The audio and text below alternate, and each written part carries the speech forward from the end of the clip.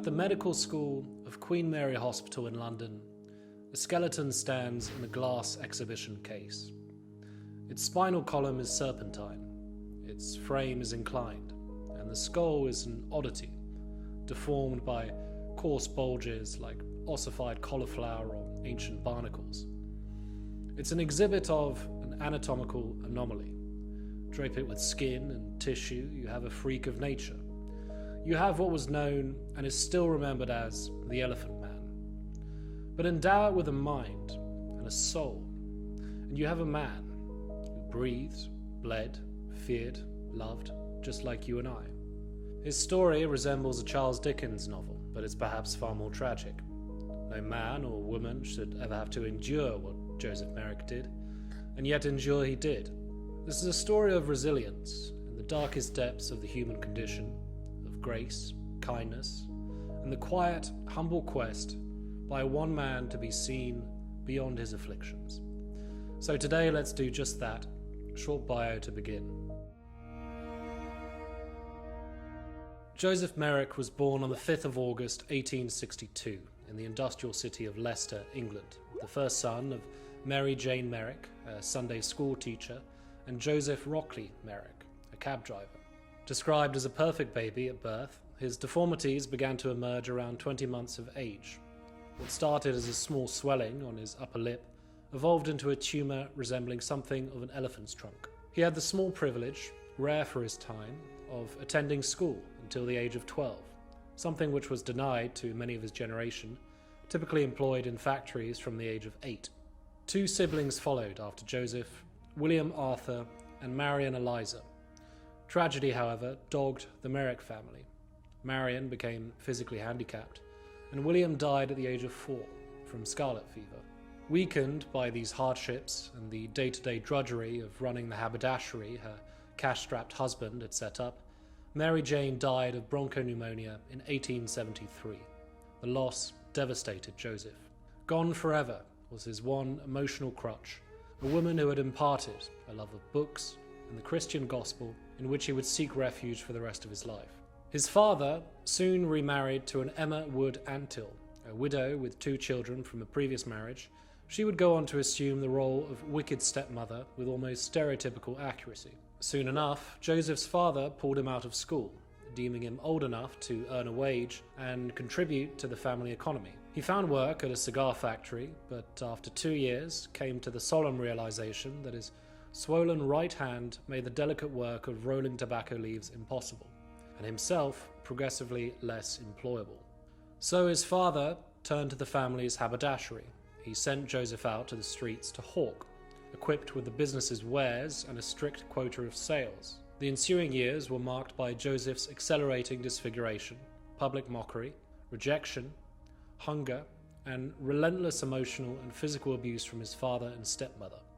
Rockley's tyranny became so unbearable that Joseph left the family for good, to hawk as a destitute vagrant.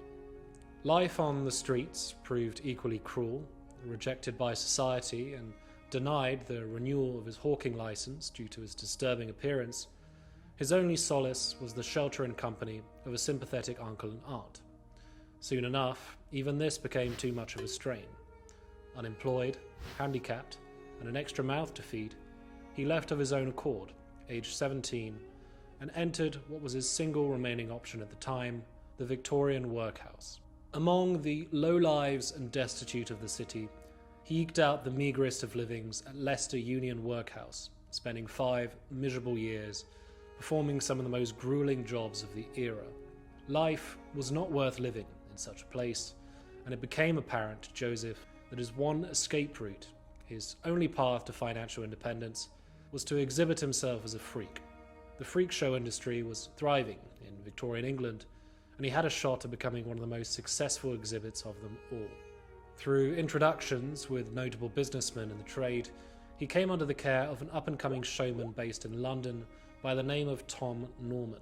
The exhibition on Whitechapel Road was a modest success, and Joseph was quietly making more money than ever before, particularly from the sale of autobiographical pamphlets advertising the show. The crowds, which Norman would lure in from the streets, would enter and gawk at Joseph after the theatrical drawing of his curtain. Due to the shop's proximity to London Hospital, it attracted a number of medical professionals, intrigued by Joseph's condition. Among these was the eminent surgeon Mr. Frederick Treves. After meeting Joseph in person on the recommendation of a colleague, he arranged for Joseph to be examined and photographed at the hospital. Without a conclusive diagnosis and the string of humiliations Joseph had to undergo, there unpaid, the visits came to an end. The only souvenirs he had of the ordeal were emotional scar tissue and Treves' business card. One would prove more fateful than the other. Public sentiment was beginning to turn quite drastically against freak shows. Police and magistrates began to crack down on the industry, citing moral objections and the large crowds it drew, obstructing London's pavements. The exhibition was eventually cancelled.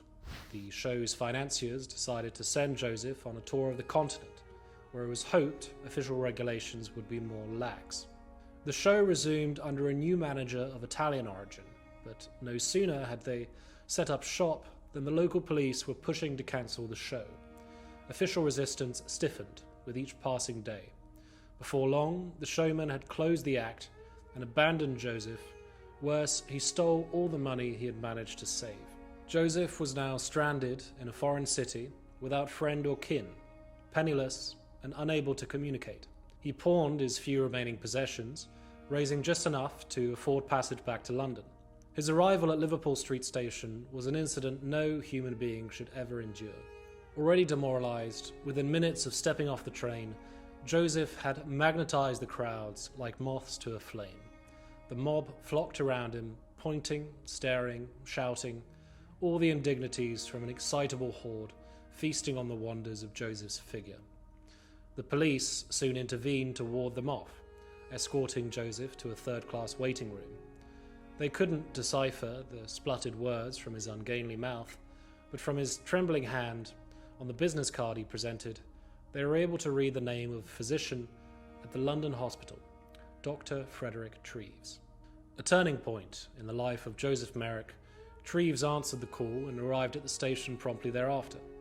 He fought his way past the mob, still swarming outside the waiting room, and there he finally saw the heap of Joseph's body resting almost lifelessly against the wall.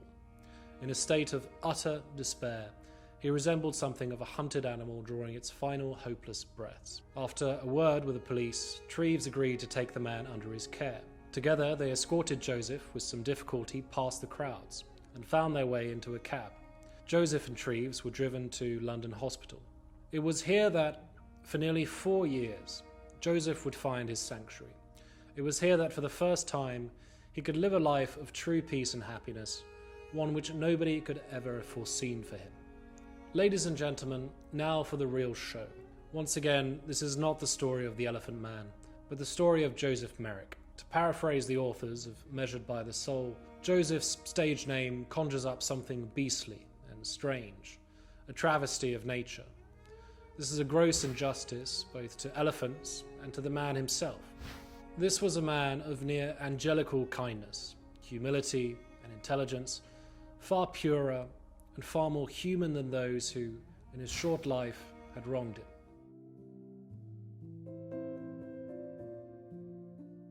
In his conversations with Dr. Treves, Joseph rarely liked to delve into his past. Now he had a roof over his head, regular food and drink, security and company.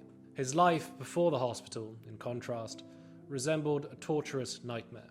But when he did reminisce, prodded by the gentle inquisitiveness of Dr. Treves, he would often talk about his mother.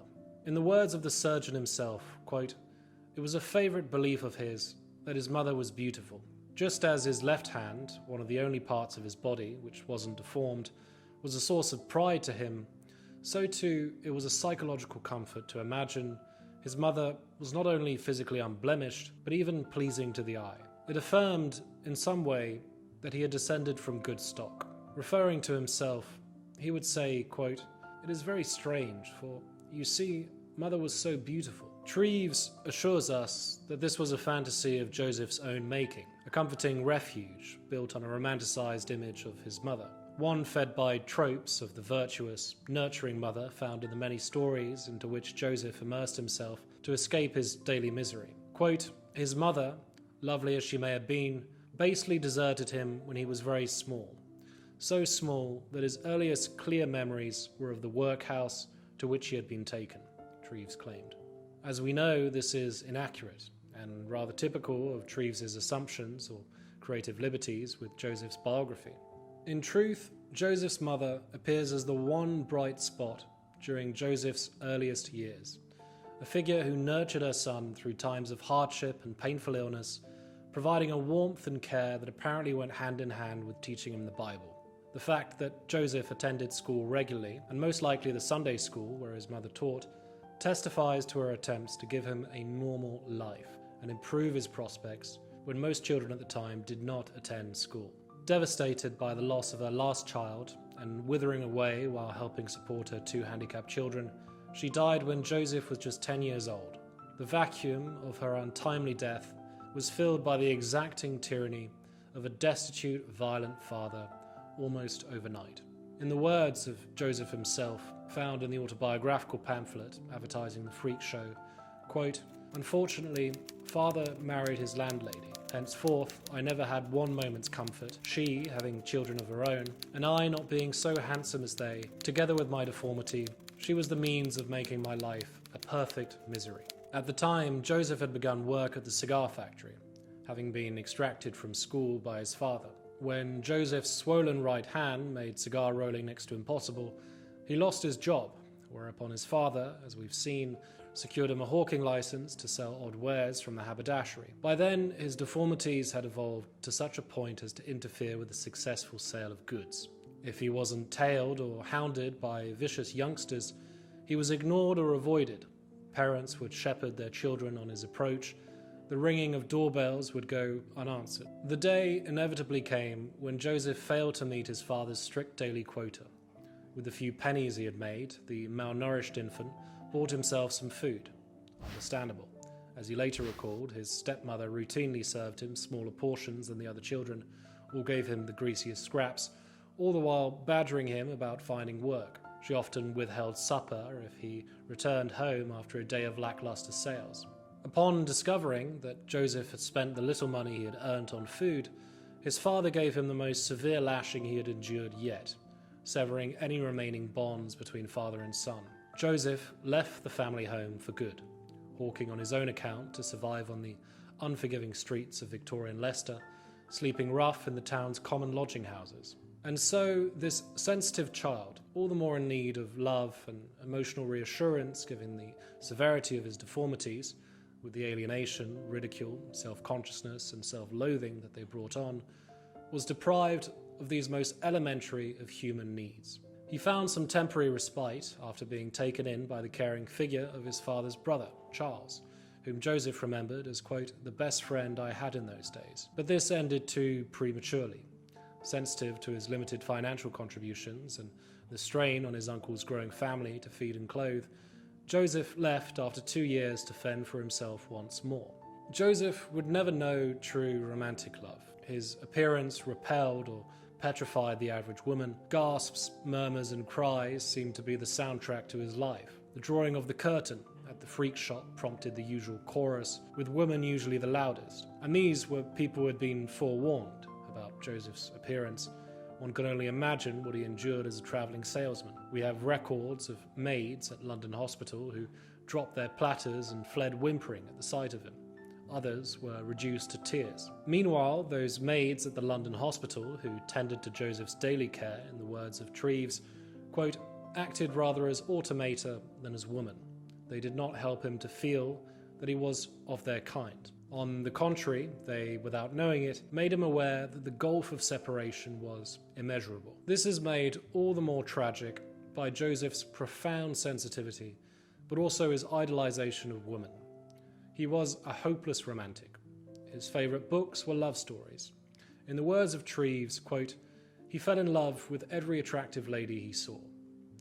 When Joseph spoke of his dream to live in a home for the blind, Treves suspected it was because only there did he feel he had any hope of winning the heart of a woman, that is, if only she lacked the power of sight. Should that have failed, another wish was to live out his days in a lighthouse. And so Treves hoped to bolster his morale by arranging for a young, attractive widow to meet Joseph in his hospital home. He asked her, upon entering, to smile warmly and shake his hand, and she agreed.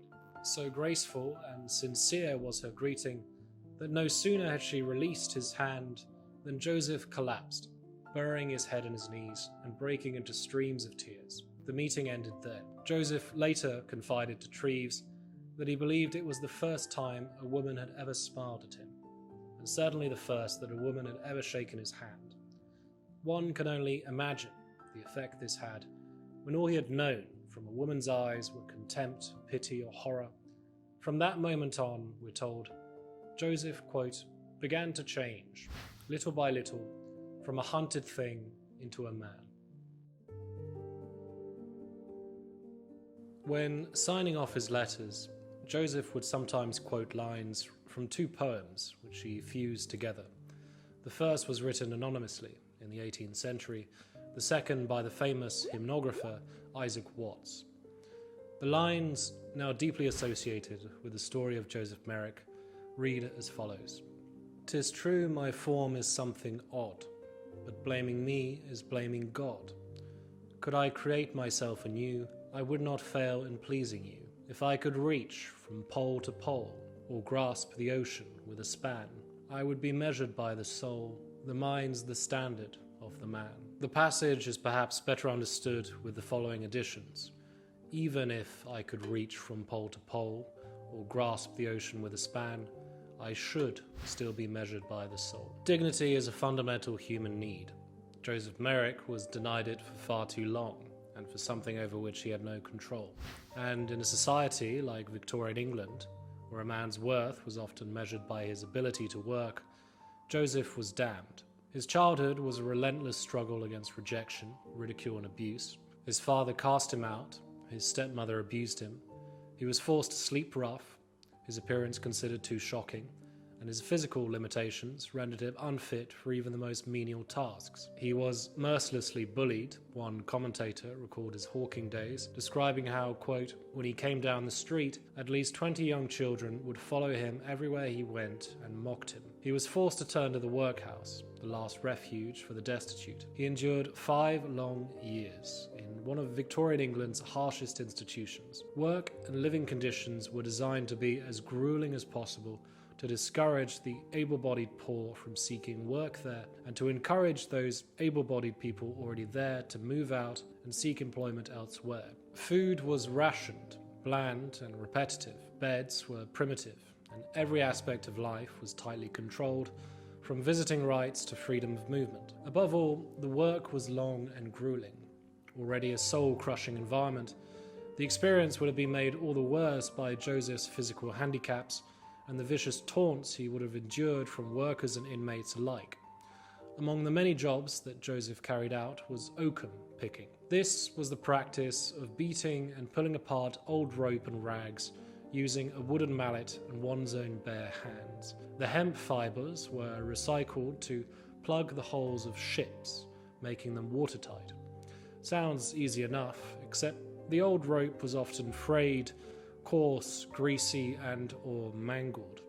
Unravelling the fibres was quite literally torturous, leaving hands bleeding and scarred. A full day's labour, nearly 12 hours, could earn you as little as 2 pennies if you had successfully pulled apart nearly £1.50 pounds worth of rope, just enough to ward off starvation. And this, bear in mind, with just his functioning left hand and enlarged heavy head. 5 long years. He withered away in quiet desperation. Reflecting on the period, Joseph told his later employer, Tom Norman, quote, "I don't ever want to go back to that place." Such is the tragedy of Joseph's story that exhibiting himself as a freak show, on the surface one of the most dehumanizing experiences imaginable, was a better alternative to the streets or the workhouse. Firstly, he was earning far more than ever before, and in fact, far more than the average Londoner. Pamphlet and ticket sales were split evenly between Joseph and his showman. Joseph had his own room, with reasonably comfortable furnishings, the freedom to be visited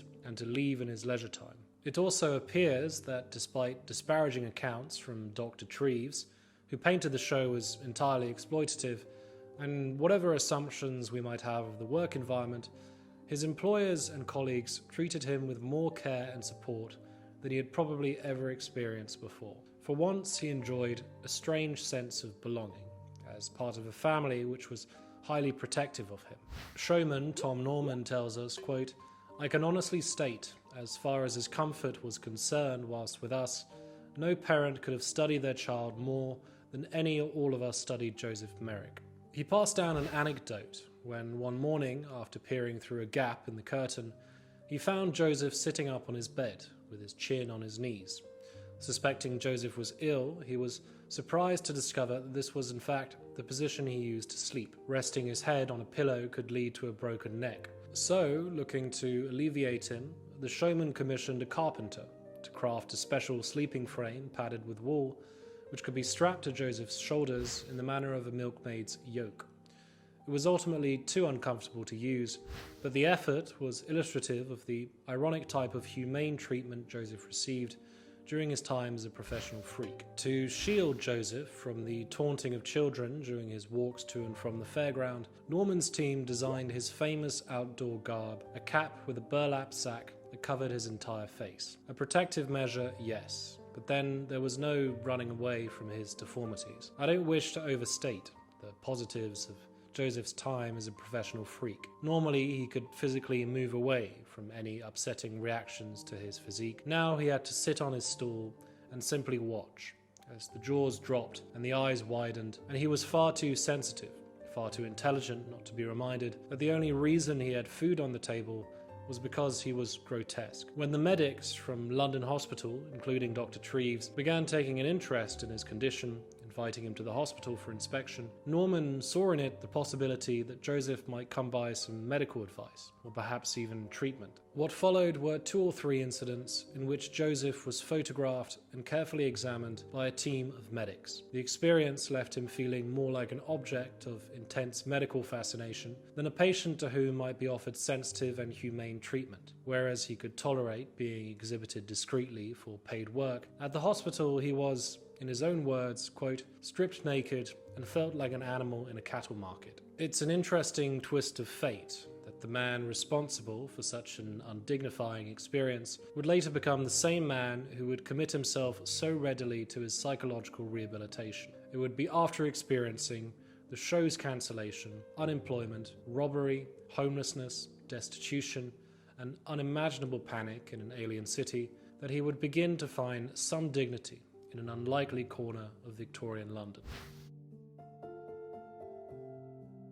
From Treves's first interactions with Joseph, he assumed, in his own words, that the man was, quote, "imbecile," and that he had been imbecile from birth. It was an understandable assumption. Joseph's speech was, quote, "a mere spluttering," and his face seemed devoid of any emotional expression. To think his mind was impaired, even if just a fraction as severely as his body was, would have been a reasonable inference, especially when his condition was so poorly understood. Unfortunately, most people never took the time to speak with Joseph to render such assumptions unfounded. Frederick Treves, however, did. It took patience and effort, but as Treves familiarized himself with Joseph's garbled speech, he discovered what few others had realized, that beneath the malformed exterior, Joseph was a highly intelligent man. It became clear he was not only naturally bright, both verbally and numerically adept, but highly literate, despite having been forced to abandon school at just 12 years old.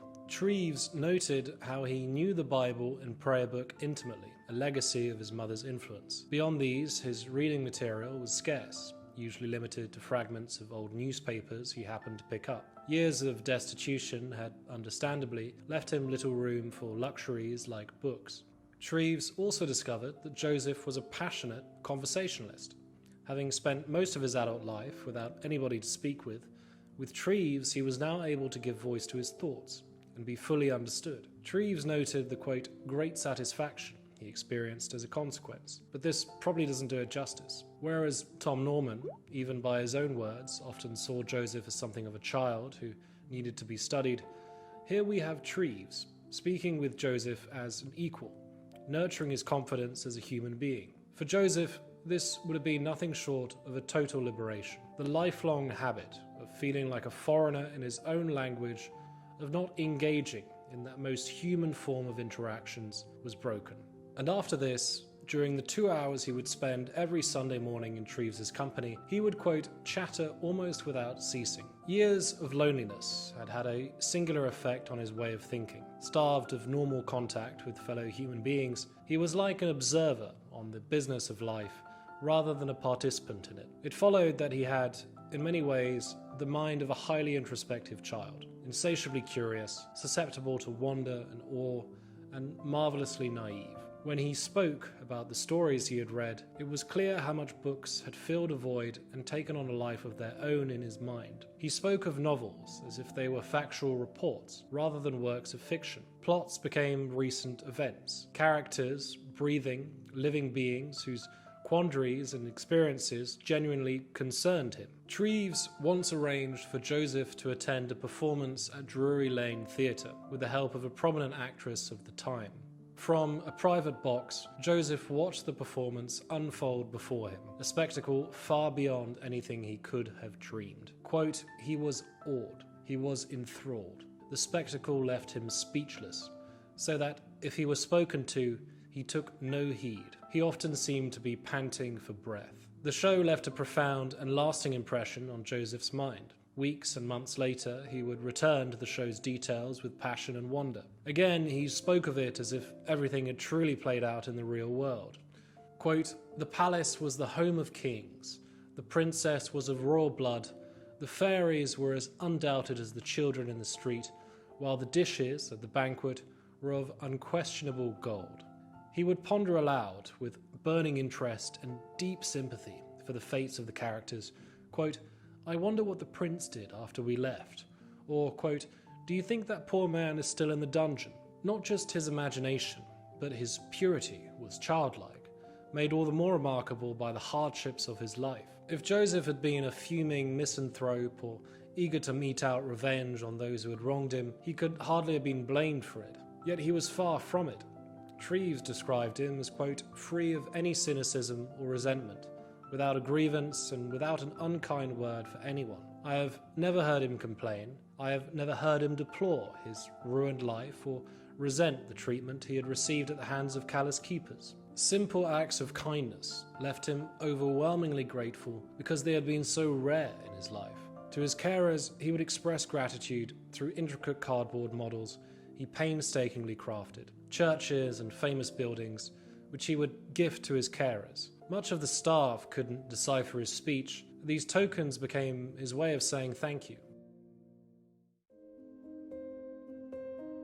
Joseph's deformities had plagued nearly every aspect of his life. The emotional toll from his appearance needs no further comment. The reactions it provoked were visceral and unrelenting. But his body's condition shaped his daily existence in ways which we shouldn't neglect. Nearly all of his senses were hindered. The bony mass above his forehead almost entirely obscured his right eye. His right arm and hand were oversized and clumsy, resembling a misshapen hoof, or, as Treves described it, a, quote, fin or paddle. Another bony mass above his upper lip turned his lips inside out, making eating, drinking, and speaking all burdensome tasks. It had been worse during his childhood and workhouse days.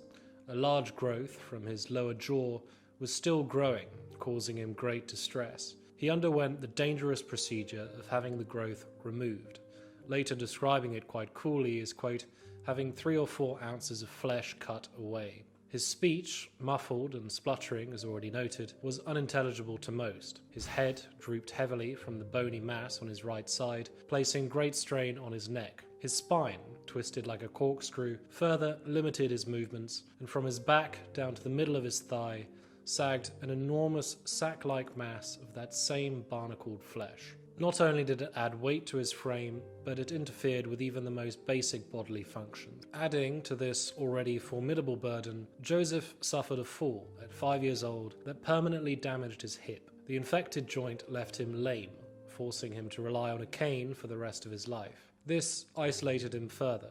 He couldn't partake in the games of other children, even if they had allowed him to. Oversized feet made his gait laborious and clumsy, compounding his struggles. As he grew older, another grim reality emerged.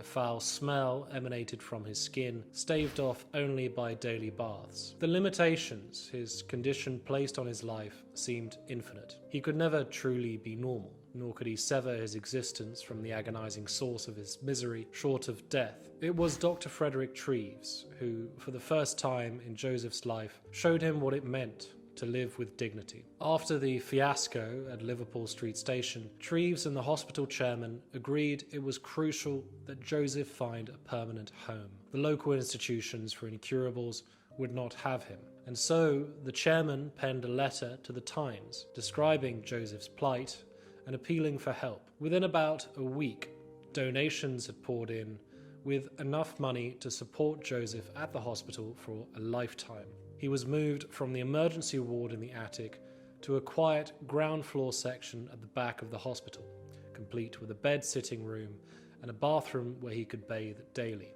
mitigating the odour from his skin. For the first time, Joseph Merrick had a home to see out the rest of his days, a safe haven from a world too cruel for him. He couldn't quite believe it. Despite Treves's assurances, he would shyly ask where he was to be sent next. Until then, he had only known a wanderer's life, cast out from his family home, shuffled between night shelters, workhouses, and freak show caravans. Now he could walk along the courtyard outside his room at night, as far as the hospital gardens, greet staff, and rest without fear of being uprooted. Treves went further, working to remove the psychological scars. He made a point of removing all mirrors from Joseph's rooms. Staff members were briefed on his appearance before meeting him and instructed to treat him with respect. Treves himself made a point of visiting daily and spared 2 hours for him every Sunday, simply talking to him, learning his quirks, his tastes, his mind. Despite Joseph's inability to display normal physical emotion, Treves became attuned to his subtle cues, his breathing, his voice, the tilt of his head, becoming fully acquainted with the fluctuations of his mood. He learned not just from the speech he took the time to decipher, eventually acting as interpreter for any visitors and staff. He learned what comforted him, reassured him, brought him joy. More than a doctor, Treves was a caregiver in the truest sense. Quote, "I wanted him to get accustomed to his fellow men, to become a human being himself, and to be admitted to the communion of his kind." He understood that a broken spirit needed genuine human interaction and kindness, hence his request that a female acquaintance come visit him and shake his hand. That this was from a member of the gender that had most often shattered his confidence made it doubly impactful. The simple act of human decency was profoundly healing. As Joseph's story started making headlines, visitors began arriving at the hospital, whether out of pity, curiosity, benevolence, perhaps a combination of all. They came to meet him. Women of high society greeted him with a warm smile and shook his hand. He would speak with them amiably. They would gift him ornaments, photographs, cards, and books. The visits delighted him. He would gradually lose his shyness, his self-consciousness. Where he once shrank timidly at the opening of his bedroom door, he now was delighted by the visits. Never in his wildest dreams could he have imagined such kindness from strangers, and this was brought to new proportions when he was visited by none other than the Princess of Wales, later Queen Alexandra. Her graces left Joseph bewildered. From there on, the princess would send him letters, Christmas cards each year, and once a signed photograph of herself. Merrick, quite overcome, regarded it as a sacred object and would hardly allow me, Treves, to touch it. He cried over it, and after it was framed, had it put in his room as a kind of icon. In his letter back to her, he addressed the royal as, quote, "my dear princess." Duchesses and baronesses followed her example, and soon Joseph's bedroom resembled something of a famous actor's changing room. Of course, this lifestyle was now far from normal, almost an overcompensation for a life of extreme misery. And if Joseph had an ounce of cynicism in his heart, he would have seen himself as nothing more than a charity case. Instead, he had nothing but gratitude for those who had afforded him such kindness, surrounding himself with tokens of their humanity to make Joseph's life worthwhile. He would frequently tell Treves that he was, quote, "happy every hour of the day." Treves could have left it at this, but Joseph's burning curiosity for the outside world and his newfound thirst for life made him eager to take him by the hand and show him more.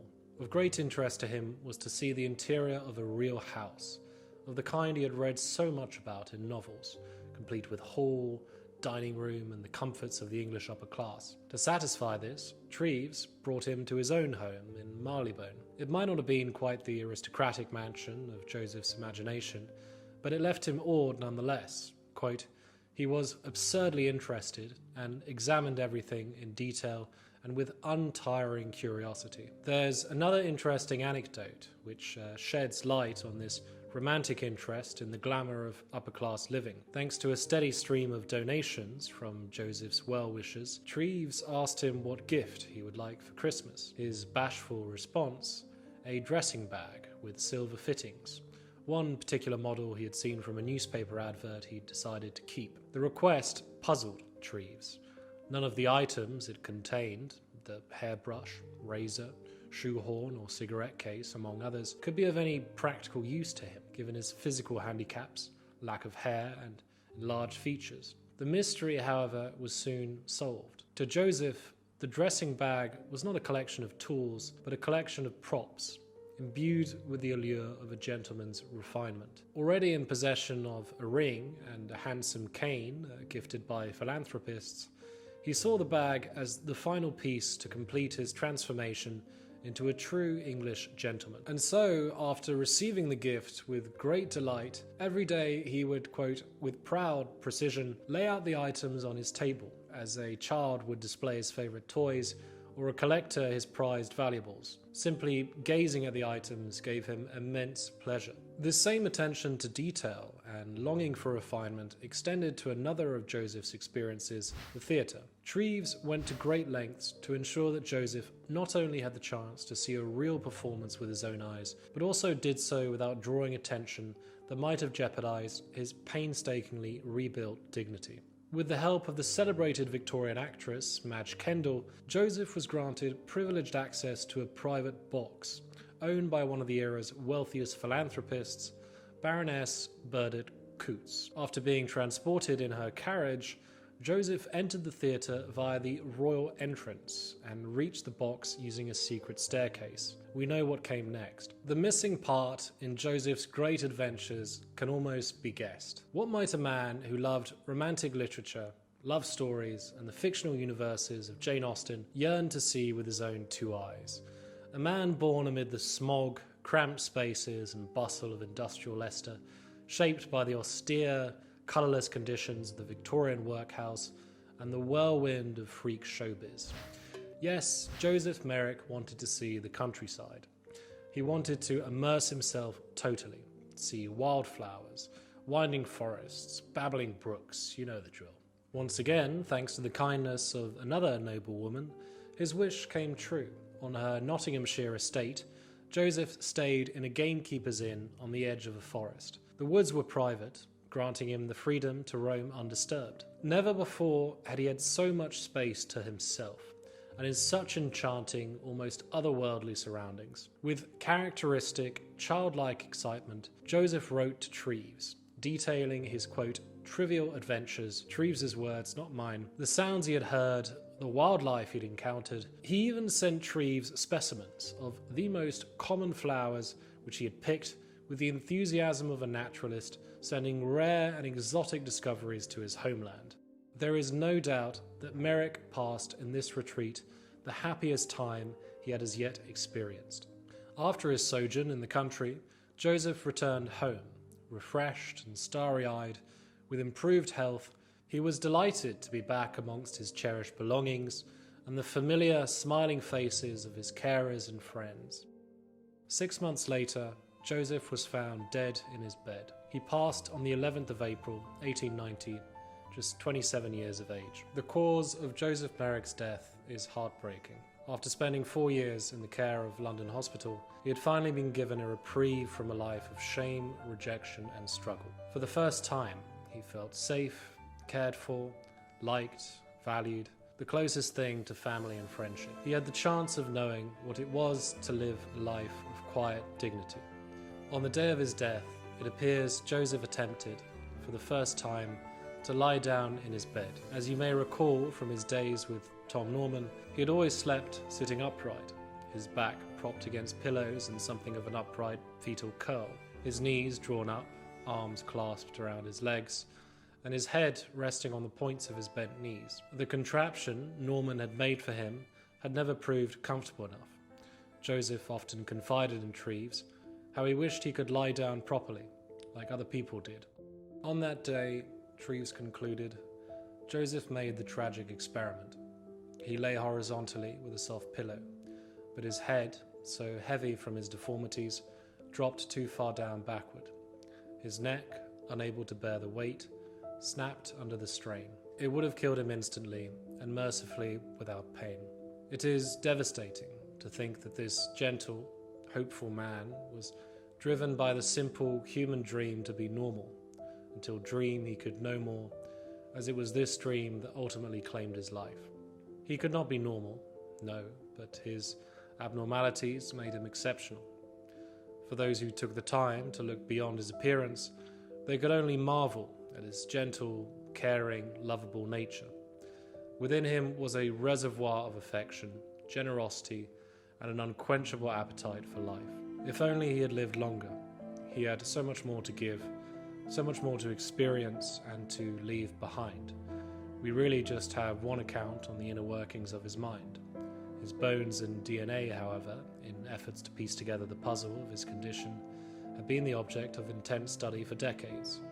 We now know from exhaustive analysis that Joseph Merrick likely suffered from a rare congenital disorder called Proteus syndrome, even if an exact diagnosis has not been obtained. Sometimes it's strange to consider a man of such purity even existed, especially considering the beating life had dealt him time and time again. He seems more like the protagonist of a morality tale or a fable than a figure of history. How do we measure a life? By the weight of its hardships, or by the strength it takes to endure and overcome them? Joseph Merrick quietly yearned for and pleaded with his fellow beings to measure him by the soul, not by his appearance, not by his physical, intellectual prowess. If we were to do so, I dare say there might just be one good reason to still call him the Elephant Man. He was a giant among men.